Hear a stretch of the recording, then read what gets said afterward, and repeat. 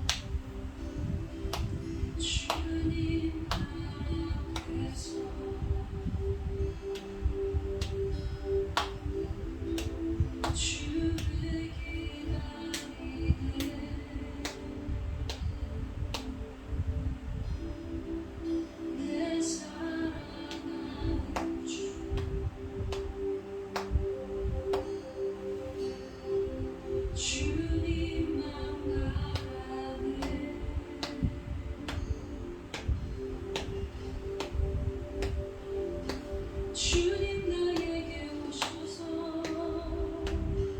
나에게 말씀하소서. 주 음성 듣기 원하네. 주님 나 알기 원하네. 주님 나에게 오셔서 나에게 말씀하소서. 주 음성 듣기 원하네. 주님 맘 알기 원하네. 주님 앞에서 주님 앞에서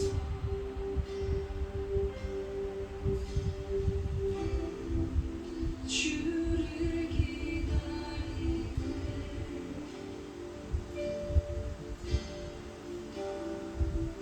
내 사랑하는 주 주님만 바라네.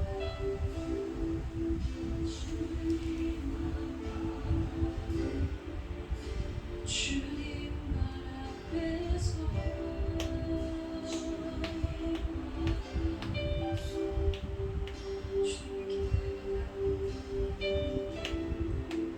주를 기다리네. 그 주님의 음성을 내 사랑하는 주 주의 말씀을 기다려.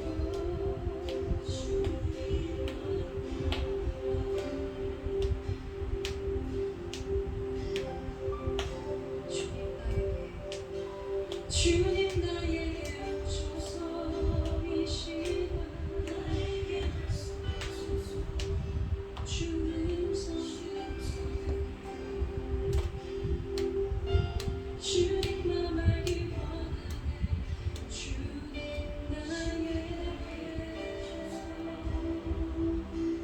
나에게 말씀하소서. 주 음성 듣기 원하네.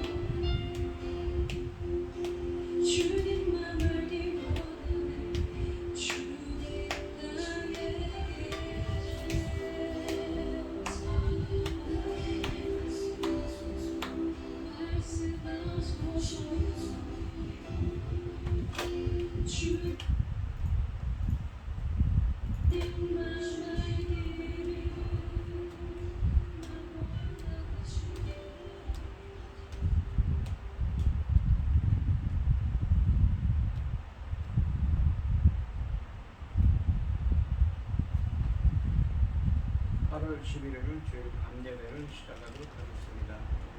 땅과 거기에 충만한 것과 세계와 그 가운데에 사는 자들은 다 여호와의 것이로다. 여호와께서 그 터를 바다 위에 세우시며 강물 위에 건설하셨도다. 여호와의 산에 오를 자가 누구며 그의 거룩한 곳에 설 자가 누구인가. 곧 손이 깨끗하며 마음이 청결하며 벼슬을 허탄한 데 두지 아니하며 거짓 맹세하지 아니하는 자로다. 그는 여호와께 복을 받고 구원의 하나님께 의를 얻으리니 이는 여호와를 찾는 족속이요 야곱의 하나님의 얼굴을 구하는 자로다. 아멘. 저희들을 창세전에 택정하시고 여기까지 인도해 주신 주님 감사드립니다.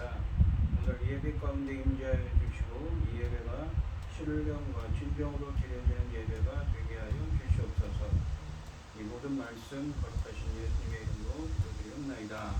아멘. 사도신경 하시고 신앙 고하시겠습니다. 전능하사 천지를 만드신 하나님 아버지를 내가 믿사오며 그 외아들 우리 주 예수 그리스도를 믿사오니 이는 성령으로 잉태하사 동정녀 마리아에게 나시고 본디오 빌라도에게 고난을 받으사 십자가에 못 박혀 죽으시고 장사한 지 사흘 만에 죽은 자 가운데서 다시 살아나시며 하늘에 오르사 전능하신 하나님 우편에 앉아 계시다가 저리로서 산자와 죽은 자를 심판으로 오시리라. 성령을 믿사오며 거룩한 공예와 성도가 서로 교통하는 것과 죄를 사하여 주시는 것과 몸이 다시 사는 것과 영원히 사는 것을 믿사옵나이다. 아멘. 찬송가 446장입니다.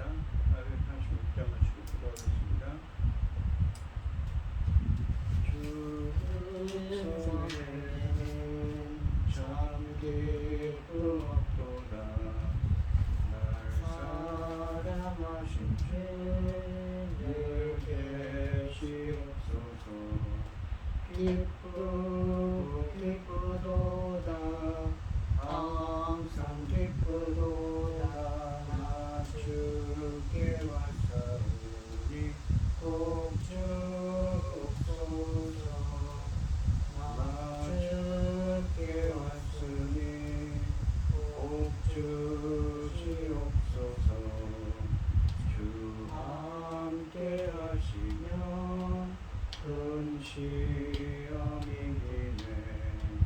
기쁘고 기쁘도다 항상 기쁘도다.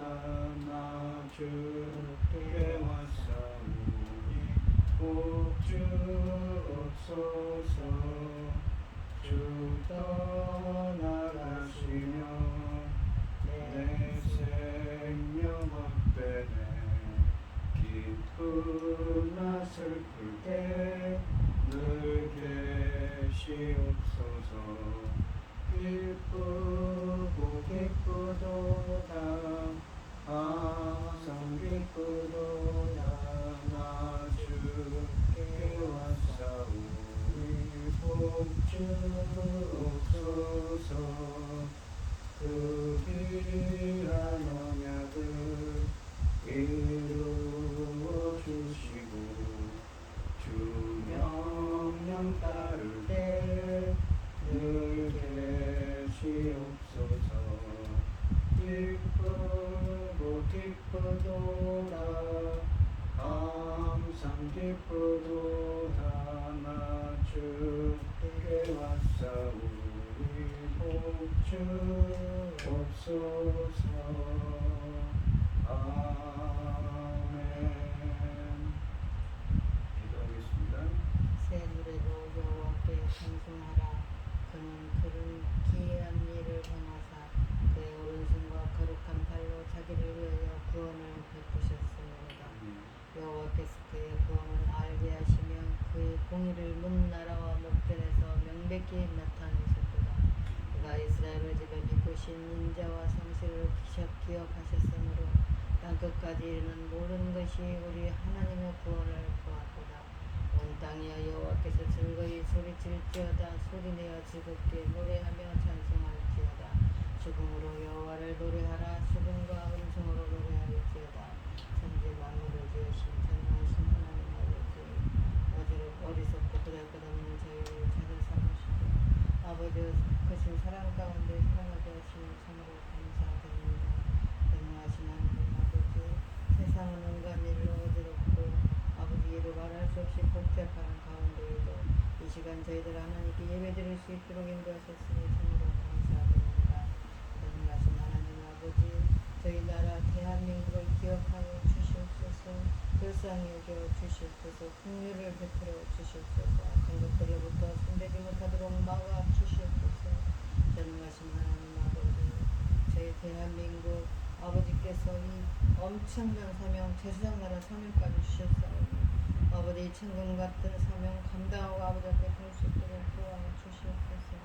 전능하신 하나님 아버지, 이 엄중한 시대에 또 아버지께서 저희 나라를 제사장 나라까지 삼으신 이 지금 하나님께서 새로 열고 계시는 열매 거둘 새 시대를 아버지께서 열고 계십니다. 아버지 하나님, 어떤 열매입니까? 주님 십자가에 죽으시고 나오는 열매들 아닙니까?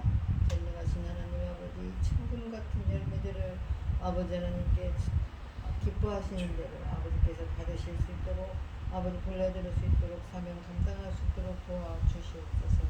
전능하신 하나님 아버지, 열매 거둘 이 시대에 당신의 사랑하는 종 열매 거둘 말씀을 들고 강단을 세우셨으니 참으로 감사드립니다.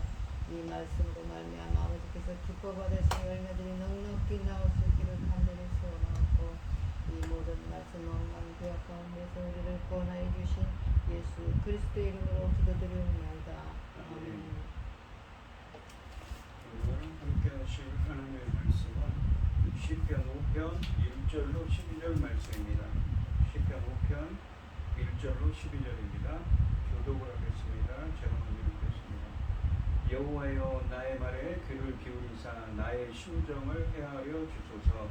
나의 왕 나의 하나님이여, 내가 부르짖는 소리를 들으소서. 내가 주께 기도하나이다. 여호와여, 아침에 주께서 나의 소리를 들으시리니 아침에 내가 주께 기도하고 바라리이다. 저녁 죄악을 기뻐하시는 신이 아니시니 악이 주와 함께 머물지 못하며 오만한 자들이 주의 목전에 서지 못하리이다. 주는 모든 행악자를 미워하시며 거짓말하는 자들을 멸망시키시리이다. 여호와께서는 피 흘리기를 즐기는 자와 속이는 자를 싫어하시나이다. 오직 나는 주의 풍성한 사랑을 힘입어 주의 집에 들어가 주를 경외함으로 성전을 향하여 예배하리이다. 여호와의 나의 원수들로 말미암아 주의 의로 나를 인도하시고 주의 길을 내 목전에 걷게 하소서. 그들의 입에 신실함이 없고 그들의 신중이 심히 약하며 그들의 목구멍은 열린 무덤 같고 그들의 혀로는 아첨 하나이다. 하나님이여, 그들을 정죄하사 자기의 구에 빠지게 하시고 그 많은 허물로 말미암아 그들을 쫓아내소서. 그들이 주를 대역함이니이다. 그러나 주께 피하는 모든 사람은 다 기뻐하며 주의 복으로 말미암아 영원히 기뻐 외치고 주의 이름을 사랑하는 자들은 주를 즐거워하리이다. 여호와여, 주는 그에게 복을 주시고 방패로 한번째 은혜로 그를 호위하시리이다. 아멘. 찬송가 365장입니다. 마음속에 근심 있는 사람 주 예수 앞에 다 아뢰어라. 슬픈 마음 있을 때라도 주 예수께 아뢰라. 주 예수 앞에 다 아뢰어라. 주 우리의 친구니 무엇이나 근심하지 말고 주 예수께 아뢰라. 눈물 나며 깊은 한숨 쉴 때 주 예수 앞에 다 아뢰어라. 은밀한 죄 내게 있더라도 주 예수께 아뢰라. 주 예수 앞에 다 아뢰어라. 주 우리의 친구니 무엇이나 근심하지 말고 주 예수께 아뢰라. 괴로움과 두려움 있을 때 주 예수 앞에 달에어라 내일을 염려하지 말고 주 예수께 아뢰라 주 예수 앞에 달에어라 주의 죽음이 무엇이나 근심하지 말고 주 예수께 아뢰라 죽음 앞에 겁을 내는 자여 주 예수 앞에 달에어라 하늘나라 바라보는 자여 주 예수께 아뢰라 주 예수 앞에 달에어라 주의 죽음이 무엇이나 근심하지 말고 주 예수께 아뢰라 아멘. 오늘 본문 말씀의 제목은 주의 풍성한 사랑입니다. 이 본문 말씀의 표제어에 보시면 이 시편 5편은 다윗의 시라고 되어 있습니다. 다윗은 아침부터 하나님을 향해 간절하게 부르짖고 있습니다. 거짓과 악의의 찬말로 자신을 음해하는 대적에게서 속히 건져주시고 주의 풍성한 사랑으로 보호해달라고 간청하고 있습니다. 그것이 여호와를 의지하는 사람들에게 가져올 큰 기쁨을 예상하면서 말입니다. 그러면서도 이 시편 3편과 시편 4편 말씀처럼 다윗은 하나님의 도우심에 대한 강한 확신으로 가득 차 있습니다. 1절 말씀을 보시면 여호와여 나의 말에 귀를 기울이사 나의 심정을 헤아려 주소서라고 말합니다. 심정이라고 되어 있는 이 번역된 히브리어 하기구는 중얼거림을 의미합니다. 그러니까 입을 이렇게 읊조리면서 중얼중얼하고 있다는 것이죠. 또한 나의 말이란 말씀이 기도의 내용을 나타낸다면 중얼거림을 의미하는 이 심정으로 번역된 단어는 고통당하는 다윗의 한숨과 탄식의 소리를 묘사하고 있습니다. 또한 헤아려 주소서로 이 번역된 단어는 이해하다의 의미입니다. 다윗이 자기 기도에 이 주의를 기울여 이해해 달라는 것을 의미하고 있습니다. 주님 나의 기도에 귀를 기울여 주시고 나의 탄식을 들어달라는 것입니다. 부르짖는 기도만이 아니라 아무도 알아주지 않고 들어주지 않는 마음속의 탄식과 신음까지 헤아려 달라고 기도하고 있습니다. 다윗이 얼마나 고통스러운 상황에서 하나님께 부르짖고 있는지를 잘 강조해주고 있습니다. 우리는 시인의 고통과 위기가 심각한 것을 느낄 수가 있습니다. 2절 말씀해 보시면 나의 왕 나의 하나님이여 내가 부르짖는 소리를 들으소서 내가 주께 기도하나이다 라고 말합니다. 다윗은 주님을 나의 왕 나의 하나님으로 부르고 있습니다. 다윗이 나의 왕 나의 하나님으로 부르는 것은 하나님이 온 세상을 공평하게 다스리는 통치자이심을 의미합니다. 다윗은 이 땅에서 일어나는 불의와 그 불의로 고통을 당하는 당신의 의인에 대해서 의롭게 판결하시고 구원하시는 왕이자 재판관이신 하나님께 자기 형편을 아뢰고 있습니다. 하나님은 당신을 경외하며 의지하는 의인들의 편으로서 언제든지 그들이 부르면 응답하시는 하나님이심을 확신하며 고백하고 있는 것이지요. 부르짖는 소리라는 표현은 하나님의 도움을 부르짖으며 구하는 간절한 기도를 청각적으로 강조하고 있습니다. 3절 말씀을 보시면 여호와여 아침에 주께서 나의 소리를 들으시리니 아침에 내가 주께 기도하고 바라리이다 라고 되어 있습니다. 나의 소리라는 말은 앞에 2절 말씀에 나오는 부르짖는 소리를 말합니다. 다윗이 부르짖는 소리죠. 그 소리를 들으시리니 아침에 주께서 내가 부르짖는 소리를 들으리니 아침에 내가 주께 기도하고 바라리이다 라고 말합니다. 다윗은 만유의 창조주이시며 모든 것의 주인이신 하나님께 자신의 사정을 아뢰고 응답해 주실 것을 기다리고 있습니다. 3절 말씀에서 특별한 것은 아침이라는 말이 2번이나 강조되어 등장한다는 것입니다. 그가 아침 일찍 새벽부터 하나님을 찾아 자기 사정을 아뢰는 것은 그의 위급한 상황을 강조하는 것입니다. 성경에서 이 아침은 주로 왕의 재판이 이루어지던 시간이며 이스라엘은 아침에 큰 구원이 임하는 것을 역사적으로 자주 경험하였습니다. 또한 바랄이다, 마지막에 있는 바랄이다라는 로 번역된 이 히브리어 동사는 정말 눈이 빠질 정도로 응시하며 간절히 기다리는 모습을 묘사하고 있습니다. 다윗은 간절히 부르짖는 기도의 응답으로 의로우신 주님의 판결과 구원을 정말 간절히 기다리고 있습니다. 다윗은 하나님께 하소연을 할 뿐 아니라 자기의 탄식 소리로 귀담아 들어달라고 호소하며 간절히 기도드리고 있습니다. 아침부터 하나님을 향해 자기의 심정을 헤아려 달라고 호소하고 있습니다. 고난의 밤을 지나 구원의 아침이 떠오를 때까지 응답을 기다립니다. 하나님이 나서시면 그 어떤 고난도 자신을 잠식할 수 없다고 믿기 때문입니다. 성도에게는 기도 말고는 고난을 이겨낼 다른 방도는 없습니다.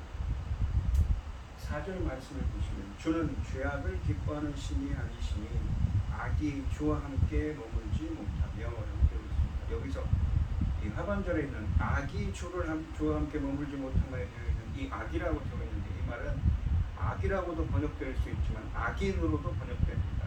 그래서 문맥적으로 보면 악인이 주와 함께 머물지 못하며가 문맥적으로는 맞습니다.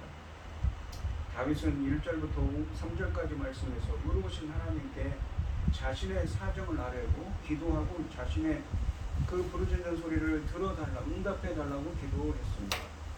4절부터 6절까지 말씀에서는 하나님은 의로우시기 때문에 악인을 심판하시고 하나님 앞에 설 수 없다고 말하고 있습니다. 4절 말씀해 보시면 먼저 다윗은 하나님이 죄악을 기뻐하시는 분이 아님을 고백합니다. 그렇기 때문에 악인이 주와 함께 머물지 못하며 5절 상반절에서는 오만한 자들이 주의 목전에 서지 못하리이다 라고 고백하고 있습니다. 4절 하반절에 이 악이라고 되어 있는 말은 악인을 의미하기도 하는데 문맥적으로는 여기서는 악인으로 번역하는 것이 맞습니다. 우리가 갖고 있는 이 한글 성경에도 각주에 보시면 악인이라고 되어 있지요. 이 악인으로 살아가는 사람은 결코 하나님 앞에 설 수 없습니다. 그러므로 다윗이 7절 말씀처럼 하나님의 집에 들어갈 수 있다는 사실 자체가 그의 결백을 암시하고 있는 것입니다. 5절 말씀을 보시면 오만한 자들이 주의 목전에 서지 못하리이다. 주는 모든 행악자를 미워하시며 라고 들었습니다. 4절에 나오는 악인과 이 여기에 나오는 오만한 자들 또 하반절에 있는 모든 행악자들 다 같은 표현이죠. 4절 말씀에서 다윗은 하나님이 죄악을 기뻐하는 분이 아님을 고백했습니다. 그렇기 때문에 악인이 주와 함께 머물지 못한다고 했으며 5절 상반절에서는 오만한 자들이 주의 목전에 주님의 눈앞에 서지 못할 것이라고 고백합니다. 이 4절 말씀에 악은 악인으로 번역될 수도 있다고 했는데 그렇게 되면 이 단어는 5절 말씀에 오만한 자들, 행악자들과 같은 대상을 가리키게 됩니다. 이 오만한 자들이라고 번역된 이 히브리어는 폭풍쟁이 또는 스스로 자랑하며 자신을 높이는 자들을 의미합니다. 이 오만한 자들은 이 원어적으로는 이들은 이 주님을 자랑하거나 주 안에서 자랑하는 자들이 아니라 스스로의 성공을 자랑하는 자들입니다. 그러니까 세상적인 다름이죠. 이런 자들은 주님을 의지하지 않고 하나님을 의뢰하기보다는 자신을 의지하고 하나님의 말씀보다는 자기 뜻대로 살거나 이방신을 섬기며 사는 악인들의 특징을 갖고 있습니다. 그들은 주님의 거룩한 임재 앞에 머물러 있을 수 없습니다. 또한 하나님은 모든 행악자를 미워하신다고 하십니다. 주님은 죄를 미워할 뿐 아니라 죄인도 미워하십니다. 죄와 죄인이 분리될 수 없기 때문입니다. 4절에서 주님은 죄악을 기뻐하는 신이 아니다고 말씀하시고 여기서는 모든 행악자를 미워하신다고 또한 하십니다. 6절 말씀을 보시면 거짓말하는 자들을 멸망시키시리이다. 여호와께서는 피 흘리기를 즐기는 자와 숨기는 자를 싫어하시나이다 라고 하십니다. 주의 목전, 그러니까 주 앞에 서지 못하는 것, 즉 하나님의 성소에 머물지 못하는 이것은 궁극적으로 6절 말씀이 표현하듯 하나님께 대척받고 심판받은 상태를 가리키는 것입니다. 6절, 5절 말씀에 나오는 주의 목전에 서지 못하는 것, 즉 주님의 성소에 머물지 못하는 것은 6절 말씀에 표현하시 하나님께 대척받고 심판받은 상태를 의미합니다. 6절 말씀에서 강조하는 거짓말하는 자들과 피 흘리기를 즐기는 자와 속이는 자는 특별히 현재의 다윗의 상황과 관련된 것으로 보입니다. 9절에 있는 말씀처럼 악인들의 악행이 구체적으로 말과 관련된 것임을 밝히고 있기 때문입니다. 이들은 거짓말을 퍼뜨리고 근거 없이 의로운 사람을 고발하여 사형 선고를 받게 하거나 사회적으로 죽이려는 자들입니다. 그것을 지금 다윗에게 행하고 있는 것입니다. 거짓말과 속임수로 다윗을 모함하고 있는 것입니다. 7절 말씀, 오직 나는 주의 풍성한 사랑을 힘입어 주의 집에 들어가 주를 경외함으로 성전을 향하여 예배하리이다 라는 것입니다. 악인들은 주 앞에 설 수 없다고 했는데 다윗은 자기는 주의 성소, 주의 성전에 들어갈 수 있다고 합니다. 한글 성경에 보시면 오직이라고 되어 있지만 히브리어 성경으로는 그러나 나는입니다. 그러나 나는이 맞는 이 해석입니다. 그러나 나는이라는 말은 이 말로 시작하면서 의를 행하는 자신 다윗과 앞절에 악을 행하는 대적들을 대조하고 있습니다. 악인들은 악을 행했기 때문에 하나님의 성수 앞에 하나님의 눈 앞에 하나님 앞에 설 수 없지만 그러나 나는 다윗 자신은 주님의 성전에 들어갈 수 있다고 하는 것입니다. 다윗은 4절부터 6절까지 말씀에 나오는 하나님의 성소에 설 수 없는 악인들과 달리 자신의 의와 성행을 힘입어 주 앞에 나아가는 것이 아니라 주의 풍성한 사랑을 힘입어 성전으로 들어가 예배한다고 고백하고 있습니다. 주의 목전에 주 앞에 설 수 있다고 고백하는 것입니다. 여기서 사랑이라는 것, 주의 풍성한 사랑이라고 할 때 그 사랑이라는 말이 히브리어로 헤세드입니다. 이 말은 언약에 기반한 신실한 사랑을 의미합니다. 이 헤세드의 개념은 악한 자가 공경에 처해 있을 때 강한 자가 그럴 의무가 없음에도 불구하고 자발적으로 보이는 언약적 충성을 의미합니다. 전통적인 의미의 충성은 이 밑에 하위자, 밑에 있는 윗사람이 윗사람을 절대적인 복종을 하는 것을 의미하지만 성경에서 말하는 이 충성은 정반대입니다. 윗사람이 아랫사람에게 보이는 자발적인 사랑과 헌신, 이것이 성경이 말하는 충성이며 헤세드의 핵심 개념입니다. 헤세드는 언약으로 맺어진 관계를 바탕으로 의미가 형성된 하나입니다. 하나님의 언약을 맺으신 자기 백성인 이스라엘에게 베푸시는 은혜와 사랑과 용서와 자비 등이 모두 주님이 이스라엘과 맺으신 언약에 신실하기 위해서 행하시는 일이라는 사실을 강조합니다. 헤세드는 언약에 약속하신 대로 자신을 신뢰하는 의인들에게 베푸시는 하나님의 모든 자비와 사랑의 의미를 가리킵니다. 다윗은 언약의 주님을 믿고 있으며 자신의 능력이 아닌 주님의 주권적인 은총과 배려와 도움으로 주의 집에 들어가 경외함으로 성전에서 예배한다고 말하고 있는 것이죠. 주님이 그렇게 말씀하셨고 그 말씀을 신실하게 이루시는 그 하나님의 은혜로 인해서 사랑으로 인해서 그렇게 자신을 할 수 있다고 말하는 것입니다. 그러니까 자신이 의로움을 드러내는 것이 아니라 본문에서는 악인들의 대비되어서 자기는 하나님의 은혜로 그렇게 할 수 있다고 표현하고 있는 것입니다. 그는 다윗은 주님께서 그를 받아주시어 그의 문제를 해결해 주실 것을 확신합니다. 주님의 은총과 용서가 없이 그분 앞에 나아갈 수 없습니다.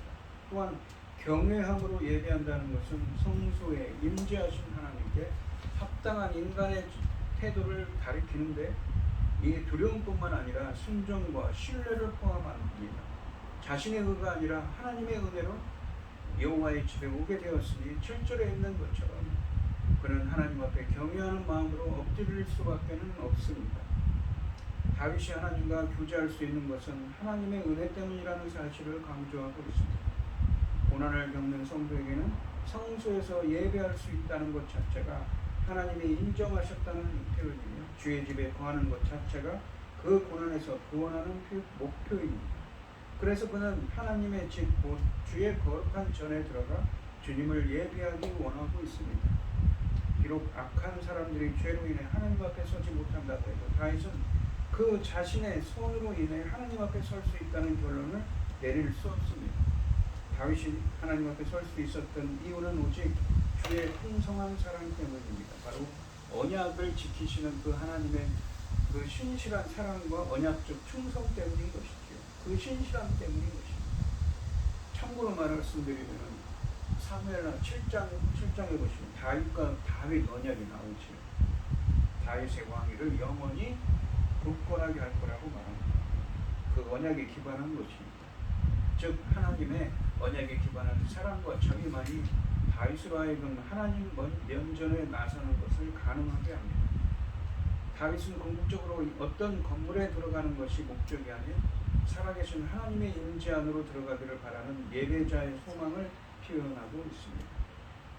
8절 말씀을 보시면 여호와여 나의 원수들로 말미암아 주의 의로 나를 인도하시고 주의 길을 내 목전에 걷게 하소서라고 말합니다. 말미암아라고 했는데 나의 원수들로 말미암아라고 했는데 사실 원문으로는 나의 원수들 때문에입니다. 인도하시고 주의 의로 나를 인도하시고라고 하는 인도하시고라는 말은 나하라고 해서 우리가 시편 23편 3절에 있는 목자이신 주님께서 양떼이신 주의 백성들을 인도한다 할 때 쓰여진 그 단어입니다.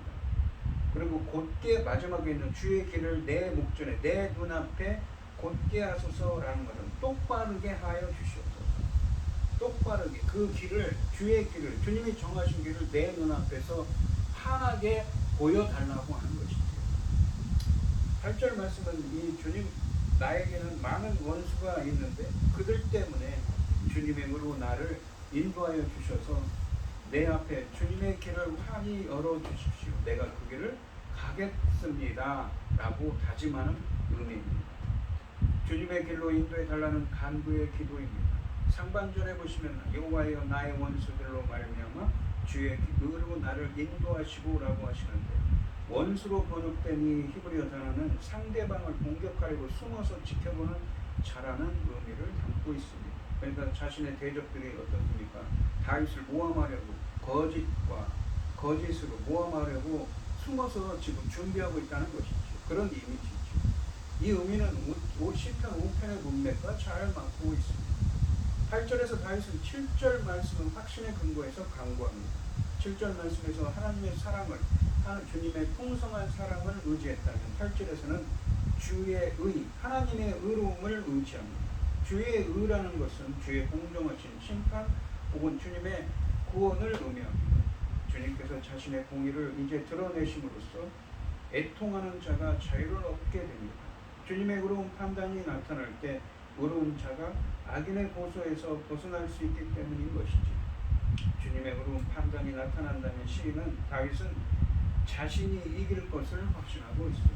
또한 인도하시고라는 말씀은 히브리어로 나하인데 이 단어는 시편 23편 3절 말씀에서 목자이신 주님이 양은 자기 백성을 인도하신다는 의미를 담고 있습니다.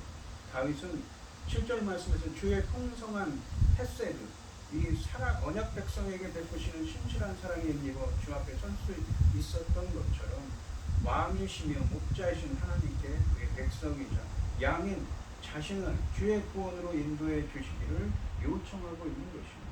즉 나의 원수들로 말미암아 주의 의로 나를 인도하시고라는 말씀은 나의 원수들 때문에 주의 그 의로우신 심판과 구원으로 나를 인도해 달라는 주님께서 구원해 달라는 의미입니다. 악한 원수들의 거짓된 구걸에 대항해서 주님의 공정한 심판과 구원으로 인도해 주시기를 기도하고 있는 것이지요. 하반절에 보시면 주의 길을 내 목전에 곧게 하소서라고 하십니다. 주의 길을 이라는 말은 여기서는 문맥적으로 이 주님이 정하신 인생의 길이지. 그것은 무엇이냐면 문맥적으로는 다윗이 이 시편 초반에 1절과 2절과 3절에서 행한 그 부르짖는 다윗의 기도하는 소리, 목소리를 들으시고 그 기도에 대한 주님의 응답을 가리킵니다. 주님의 응답이 나타나면 그는 자신이 살 길을 얻을 수 있다는 확신을 갖고 있습니다. 즉 기도에 응답하셔서 다윗을 악인들의 공격에서 구원하심으로써 다윗의 인생의 길이 곱고 평평하게 됨을 의미하고 있습니다. 이것은 원수들의 공격이라는 장애물을 제거하는 것이며 하나님의 의로운 통치를 실현하는 것입니다. 다윗은 큰 공경 중에도 하나님의 풍성한 사랑만은 의심하지 않습니다.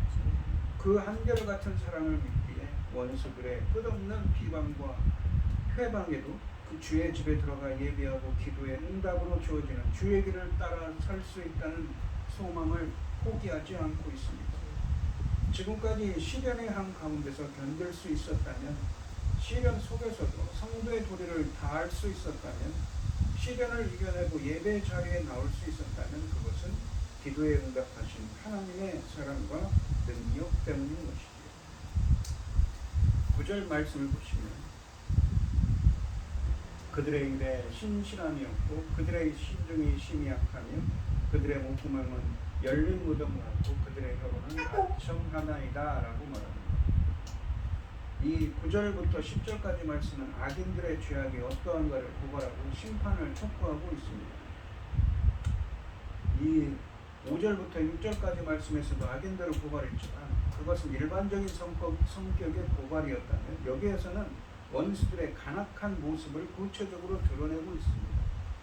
9절 말씀해 보시면 히브리어 원문으로는 4절처럼 왜냐하면이라는 말로 시작하여 나의 원수들의 행위를 고발함으로써 8절 말씀에서 언급했던 하나님께서 다윗을 도와주셔야 하는 이유를 밝히고 있는 것입니다. 왜냐하면 9절에 나오는 원수들의 악행에 대한 고발은 주로 그들의 말에 집중되어 있습니다. 6절 말씀에 나오는 악인들의 악행들을 신체 기관, 입과 심중, 마음과 목구멍, 혀 그리고 혀에 대한 비유로 묘사하고 있는 것이죠. 이런 고발은 다윗을 공격하는 원수들의 말이 얼마나 치명적이었는가를 보여줍니다. 그들의 입에 신실함이 없고라고 하시는데 이 신실함이라는 말은 이 히브리어 원어는 처음부터 끝까지 일관된 진실한 자세, 신실함을 의미하는 말입니다. 그들은 그동안 전혀 근거 없는 비방을 시종일관 시인에게 다윗에게 퍼부었고 앞뒤가 맞지 않는 말로 이 다윗을 모함해 왔습니다.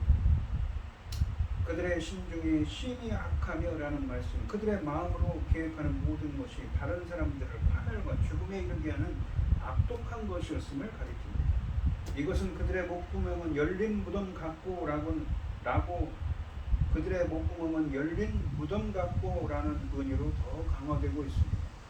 열린 무덤에서 시체 썩는 악취가 풍기듯 온갖 죄악을 내어놓는 통로라는 의미입니다. 무엇이요? 그들의 목구멍, 그들의 입으로 악취를 풍기고 있다는 것입니다. 무덤에서 나오는 악취 같은 그 악취를 풍기고 있습니다. 바울은 이 말씀을 로마서 3장 13절 말씀에서 인용하여서 하나님을 모르는 모든 인류의 죄에 대한 묘사로 사용하고 있습니다. 마지막으로 그들의 혀로는 아첨한다고 합니다. 아첨하나이다 라고 말씀하는데 겉으로는 부드러운 말을 하지만 속으로는 죽음에 이르는 독을 품고 있는 상태를 의미합니다. 겉으로는 번지르르한 주장과 그럴싸한 이유를 내세워 나쁜 것을 좋게 가정하는 습성을 가리키고 있습니다. 결론적으로 이 9절에 있는 말씀은 다윗의 원수들이 다윗에 대하여 비방하고 중상 모략하는 것은 무고한 의인을 파멸에 이르게 하려는 참으로 악독한 행위라는 것을 부각하고 있습니다. 나의 원수들의 행위를 고발함으로써 8절에 선곡했던 하나님께서 다윗을 주의 길로 인도하셔야 되는, 주님께서 주의 의로 이 심판하셔야 되는, 이 심판하셔서 도와주셔야 하는 이유를 밝히고 있는 것이지.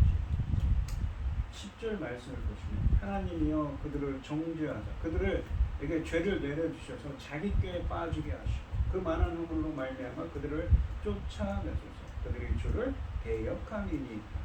배역한다는 것은 그 주를 대적한다는 말입니다. 9절에서 묘사한 악한 원수들의 악행에 상응하는 판결과 심판을 구하고 있습니다. 그런 점에서 악인들의 악을 싫어하시는 하나님의 심판을 고백한 4절부터 6절까지 말씀과 연결되고 있습니다. 정죄하사라는 말씀은 하늘의 재판관이며 어려운 왕이신 하나님이 그들의 모든 말과 악행이 얼마나 악한 죄인지 선고하시면서 그들의 죄에 합당한 형벌을 내려주시라는 기도입니다. 또한 자기 꾀에 빠지게 하시고라고 하시는데 무고한 의인을 거짓으로 고발하여 파멸시키고자 했던 악인들의 꾀에 도리어 자신들이 빠지게 해달라는 강구입니다. 다윗은 자기 원수들이 하늘에서 떨어진 벼락에 맞아 죽기를 구하지 않고 오히려 자기가 판 구덩이에 스스로 빠지기를 구하고 있습니다. 마치 모르드게를, 이 에스더서에 나오는 모르드게를 죽이려고 높은 장대를 세운 하만이 오히려 그 장대에 걸려 죽게 된 것과 같은 일이 일어나기를 구하고 있는 것입니다. 또한 그는 그 많은 허물로 말미암아 그들을 쫓아내소서라고 하시는데, 허물이라고 번역된 이 히브리어는 반역을 의미합니다. 4절부터 6절까지 말씀에서 고백했던 확신의 근거에서 그처럼 악을 행하는 자들을 하나님의 존전과 성도들의 공동체로부터 추방해달라는 것입니다. 악인들은 하나님의 성소에도 머물 수 없지만 궁극적으로는 하나님의 의로운 통치와 복과 생명이 임하는 이스라엘과 교회와 새하늘과 새 땅에도 거할 수 없기 때문입니다. 그러면서 마지막 문장은 그 이유를 말합니다. 그들의 주를 배역함이니이다 라고 하십니다. 하나님을 경외하는 의인을 악독한 거짓말로 파멸시키려고 하는 악인들의 허물, 반역은 결국 의인에게 선을 베푸시는 하나님을 반역하는 것이기 때문이라는 것입니다. 즉 하나님의 의로운 통치를 거스르는 것입니다. 시편에는 원수에 대한 저주처럼 보이는 기도가 자주 등장합니다. 이런 기도들은 사랑의 계명을 어기는 것이라기보다는 하나님의 백성들에게 이 땅에 일어나는 불의에 대한 탄식 어린 호소입니다. 즉 하나님께서 악에 상응하는 벌을 내려주심으로써 이 불의함을 교정하고 하나님 나라와 의를 실천해달라는 호소입니다. 하늘의 재판관에게 자신들의 사건을 의뢰하면서 의로운 통치를 실행해 주실 것을 촉구하고 있는 것입니다. 마지막으로 11절과 12절 말씀입니다. 그러나 주께 피하는 모든 사람은 다 기뻐하며 주의 보호로 말미암아 영원히 기뻐 외치고 주의 이름을 사랑하는 자들은 주를 즐거워하리라. 여기 보시면 주께 피하는 모든 사람, 주의 이름을 사랑하는 자들 같은 사람이지. 그리고 12절에 보면 여호와의 주는 의인에게 복을 주시고 방패로 한같이라는 말은 원어는 방패처럼 은혜로 그를 호위하시리이다. 보호하신다는 말씀입니다. 그러니까 여기에 나오는 12절에 나오는 의인, 11절에 나오는 주께 피하는 모든 사람, 그리고 주의 이름을 사랑하는 자들은 모두 같은 의인들을 표현하는 말씀이지.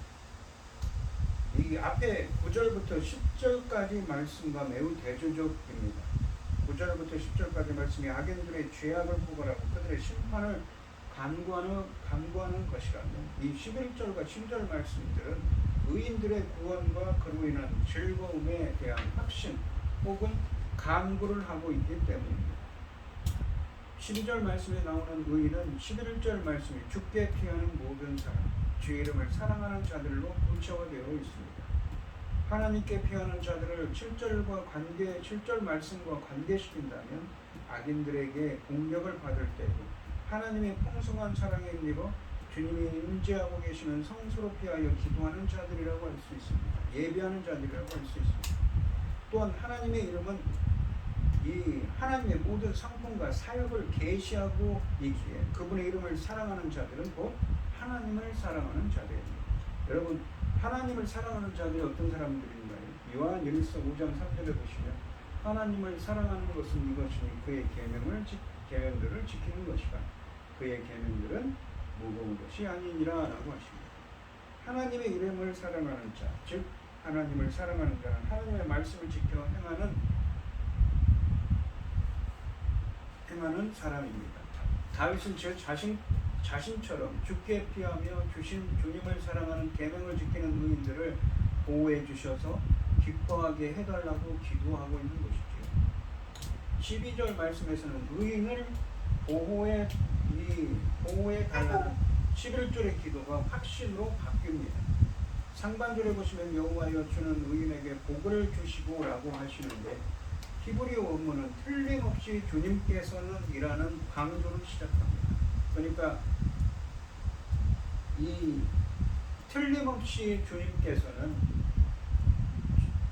틀림없이 여호와 주님께서는 의인에게 복을 주시고 방패랑 같이 은혜로 그를 보호해 주실 것입니다. 그 강한 확신이 있지. 방패로 함같이라는 말은 원문으로 방패처럼입니다. 그래서 하반절에 보시면 방패처럼 은혜로 그를 호위하시리로다 입니다. 여기서 방패는 작은 방패를 뜻하는 마겐이 아니라 전사의 전신을 보호하는 큰 방패, 곧 신나라는 히브리어를 사용했습니다. 신약성경의 전신갑주처럼 의인에 대한 완벽한 보호를 상징하고 있습니다.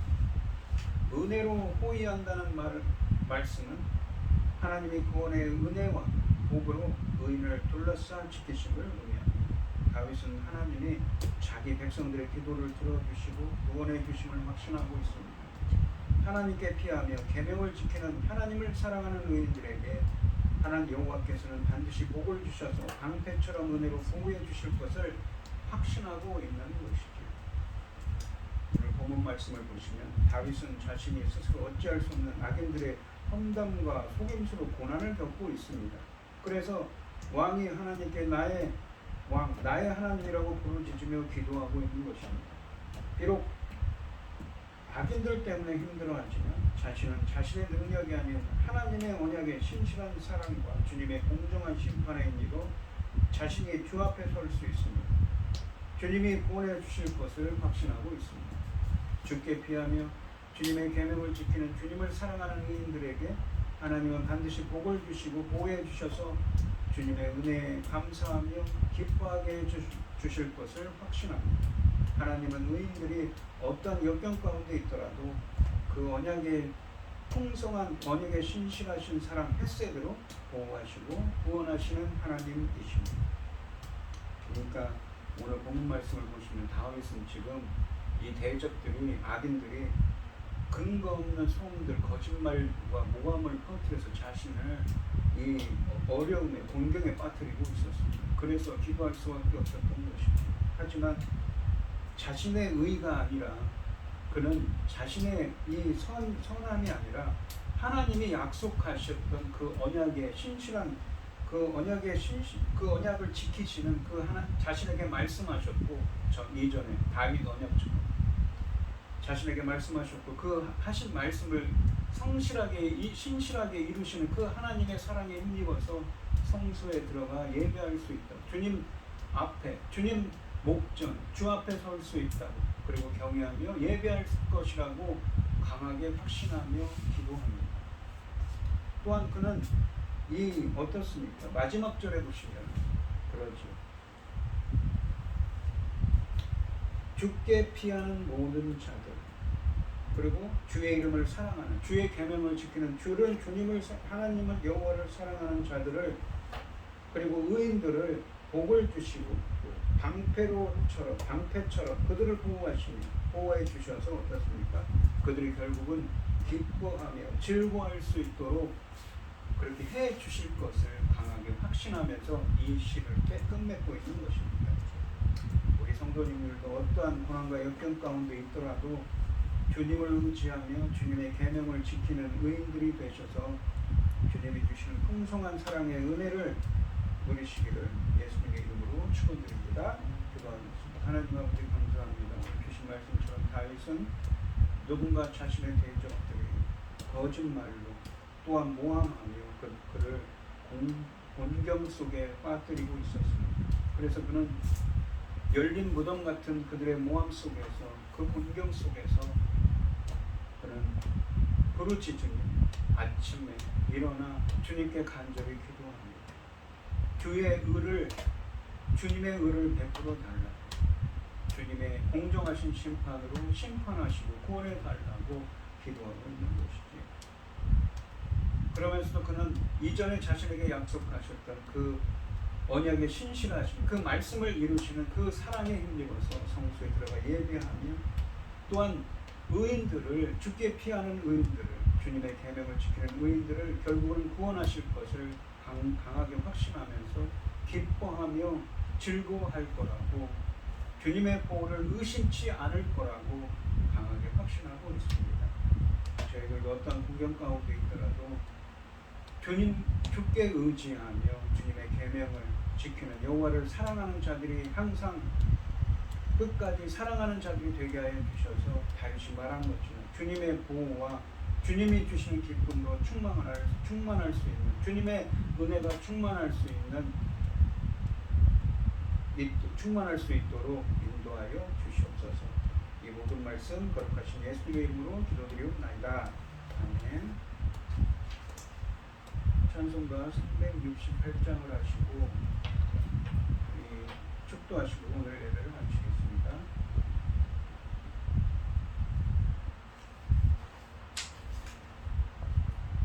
주 예수여 은혜를 내려주사 고충 많게 하옵소서.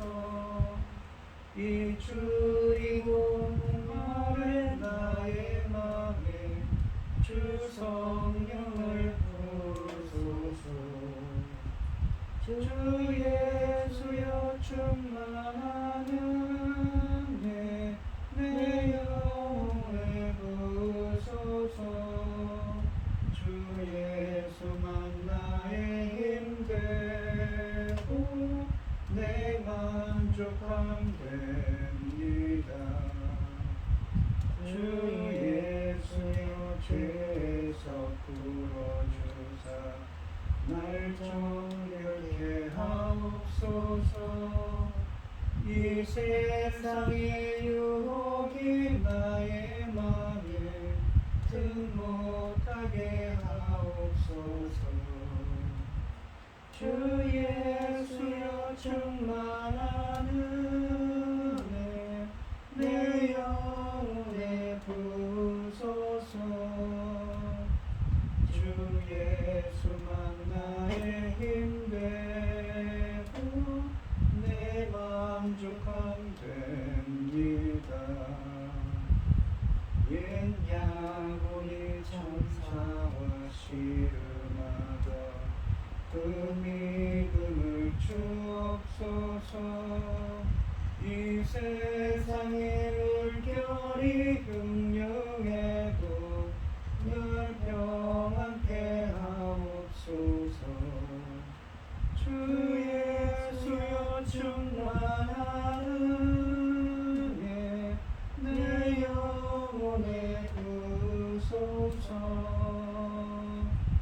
주 예수만 나의 힘 되고 내 만족함 됩니다. 주 예수여 완전한 주의 사랑 나 받기를 원합니다. 그 사랑이 내 맘에 충만하여 날 기쁘게 하옵소서. 주 예수여 충만한 은혜 내 영혼에 부으소서. 주 예수만 나의 힘 되고 내 만족함 됩니다. 내 마음에 임하신 주의 성령 늘 계시를 믿습니다. 그 은사를 나에게 부어주사 주 섬기게 하옵소서. 주 예수여 충만한 은혜 내 영혼에 부으소서. 주 예수만 나의 힘 되고 내 만족함 됩니다. 아멘.